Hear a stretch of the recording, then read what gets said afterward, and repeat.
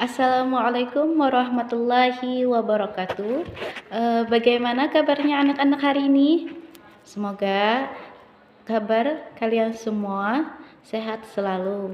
Nah, sekarang Ibu akan menjelaskan tentang akhlak tercela. Sebelum kita memasuki pembelajaran, marilah kita bersama-sama membaca basmalah. Bismillahirrahmanirrahim. Nah, baiklah, kita akan memasuki bab tentang akhlak tercela. Anak-anak sekalian, ada yang tahulah apa itu akhlak tercela? Nah, sekarang Ibu akan jelaskan. Akhlak tercela adalah akhlak yang tidak baik. Akhlak yang tidak baik. Kita sebagai muslim harus menghindari akhlak tercela. Contoh dari akhlak tercela yang akan kita pelajari hari ini yaitu marah, fasik, dan murtad. Nah, kita mulai dengan marah. Kita akan membahas tentang marah. Marah adalah perasaan tidak senang, perasaan yang muncul karena diejek, dihina, ataupun keinginan yang tidak tercapai. Nah, jadi penyebab marah itu karena misalnya kita dihina ataupun diejek, itu seringkali menyebabkan manusia menjadi marah. Nah, orang yang pemarah akan mudah tersinggung. Sekarang ada 4 jenis pemarah. Yang pertama, 1. Mudah marah tetapi mudah hilang rasa marahnya. Yang kedua, tidak mudah marah tetapi tidak mudah hilang rasa amarahnya. Yang ketiga, mudah marah tetapi tidak mudah hilang rasa marahnya. Yang keempat, tidak mudah marah tetapi jika sekali marah mudah hilang rasa marahnya. Jadi, pemarah yang keempatlah yang paling baik. Marah memanglah sifat tercela, tetapi pada keadaan tertentu kita perlu marah. Misalnya, agama kita dihina. Yang kedua, misalnya orang tua kita dihina atau keluarga kita dihina. Nah, itu kita boleh marah. Tapi hendaknya kita menahan amarah kita. Yang lebih baik lagi kita memaafkan. Nah, pada saat marah, hendaknya kita misalnya dalam keadaan duduk, hendaknya kita berdiri. Misalnya kita sudah berdiri, misalnya kita dalam keadaan marah itu berdiri, hendaknya kita itu duduk. Gitu, ya. Pada Quran surah An-Nur ayat 21, Allah Subhanahu wa taala berfirman sebagai berikut. A'udzubillahi minasyaitonirrajim. Bismillahirrahmanirrahim.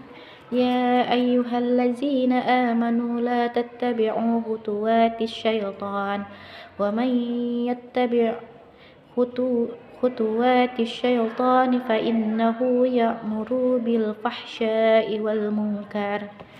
Artinya, wahai orang-orang yang beriman, janganlah kamu mengikuti langkah-langkah syaitan.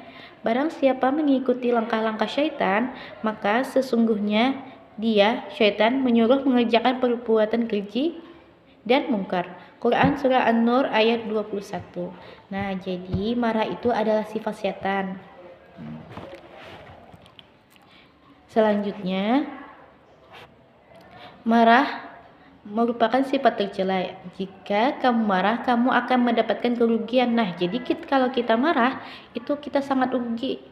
Kerugiannya apa? Yang pertama, tidak disukai orang lain, dijauhi teman-teman, dapat menimbulkan penyakit.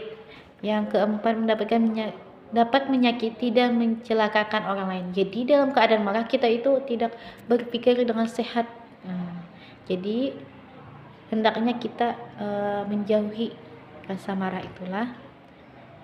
Agar kita terhindar dari amarah, lakukanlah cara-cara berikut. Yang pertama, mengakui kesalahan diri sendiri. 2. Memaafkan kesalahan orang lain. Yang ketiga, Ketika berdiri timbullah perasaan marah, hendaklah duduk. Nah, yang Ibu jelaskan tadi lah, ketika kita sudah duduk tetapi masih merasa marah, hendaknya kita berbaring. Nah, selanjutnya ketika kita marah, hendaknya kita berwudu. Jadi marah itu kan panas ya, marah itu panas emosi kita itu, jadi hendaklah kita berwudu. Yang selanjutnya, banyak-banyaklah berzikir ketika emosi mulai terpancing. Nah, kita berzikir. Selanjutnya kita memasuki masalah fasik. Fasik berasal dari kata fasaqah. Fasaqah dalam bahasa Arab artinya sesat atau keluar dari kesalehan. Nah, dalam bahasa Indonesia, fasik artinya orang yang berbuat maksiat atau mengerjakan dosa besar. Orang yang hanya melakukan dosa kecil tidak disebut fasik. Jadi, fasik itu dikatakan fasik jika ia melakukan dosa-dosa besar. Misalnya, suka mengadu domba, sering berbohong, sombong, angkuh, ataupun tidak mau menegakkan hukum Islam. Nah, sekarang kita memasuki masalah akhlak tercela yang ketiga, yaitu murtad. Nah, anak-anak sekalian, tahulah apa itu murtad? Murtad adalah orang yang keluar dari agama Islam. Nah, umumnya ulama mengatakan istilah murtad hanya berlaku bagi orang yang berpindah dari agama Islam ke agama lain. Selanjutnya kita akan membahas tentang murtad. Nah, asal kata murtad adalah riddah. Kata yang berasal dari bahasa Arab ini memiliki arti menjadi kafir. Dalam istilah agama Islam, murtad berarti orang Islam yang berganti agama.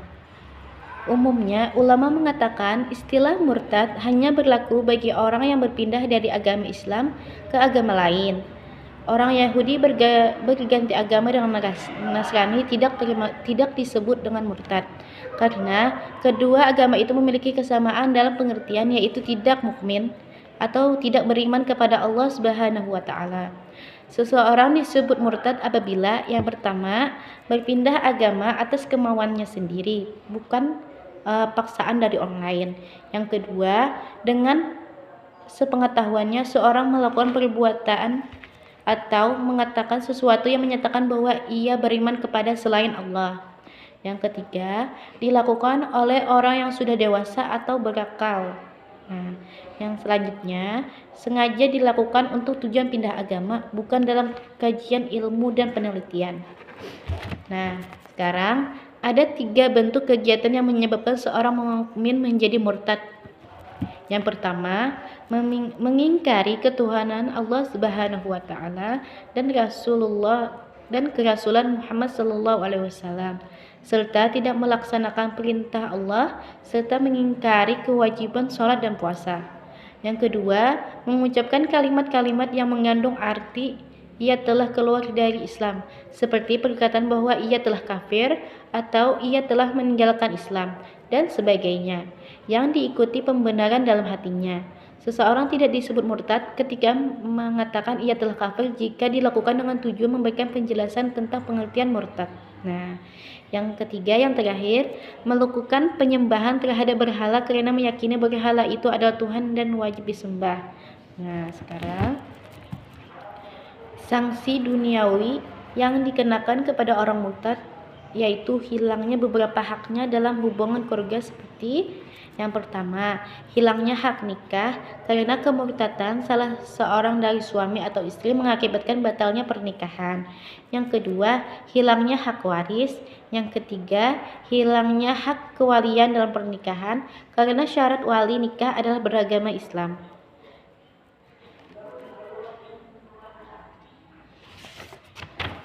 Selanjutnya, Ibu akan memberikan soal atau tugas ya, nanti dikumpulkan.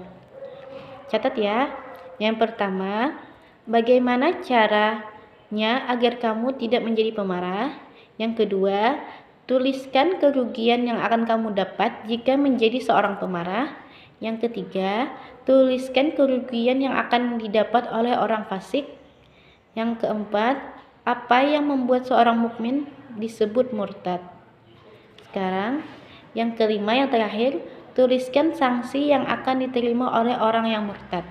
Nah, demikian pembelajaran kita pada hari ini. Semoga bermanfaat.